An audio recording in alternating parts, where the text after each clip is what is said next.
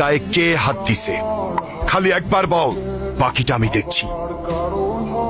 আরে বলো না কবুল, আমি তো সে কখন বলে ফেলাইছি। বলে ফেলাও। ক মা ক। আমি কবুল বলবো না।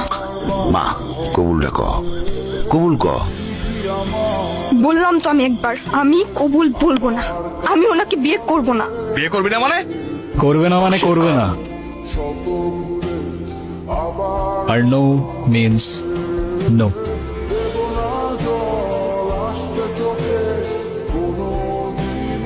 তুই আবার এনেছিস? ওরে আজকে আমি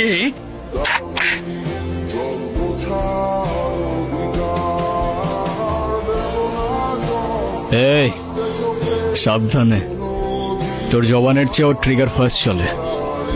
একবার চেপে দিলে তোর কথা আর আমার কান পর্যন্ত পৌঁছাবে না ভাই। বাবা, এই জাহাঙ্গীর আমার সহজ সরল ভাগ্নিটারে ভয় ভীতি দেয়, আজকে বিয়ে করতে আইছে।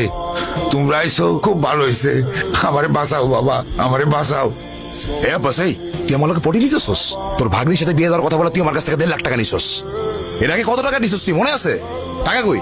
হ্যাঁ, তুই এখন তোর ভাগ্নির লোক আমার বিয়া দিবি আর নালে টাকা দিবি, কি করবি ক? ছি মামা, তোমার কি এতটুকু লজ্জা করে না? ছোটবেলা থেকে তোমাদেরকে আমি আমার বাবা মার জায়গায় দেখতাম, আর সেই তুমি। একটা মানুষ এতটা স্বার্থপর হয় কিভাবে? আপনার নিজের মেয়ে হলে এটা করতে পারতেন? যেই মানুষটা আপনাদের জন্য এত কষ্ট করত, তার পরিশ্রমের সব টাকা আপনার হাতে তুলে দিত, সেই মানুষটাকে আপনারা টাকার জন্য বিক্রি করে দিচ্ছিলেন। পারেনও আপনারা। বাবা আমার ভুল হয়ে গেছে, বড় ভুল হয়ে গেছে, আমার মাফ করে দাও বাবা। আমার কাছে না, যার উপর জুলুম করছেন তার কাছে মাফ চান। আমারে মাফ করে দে মা, আমি বড় ভুল করে বলেছি, আমারে মাফ করে দে মা। তাহলে আমি জীবনে শান্তি পাবো না মা। তাহলে আমার টাকা কি হবো? এই টাকা মানে, টাকা মানে কি?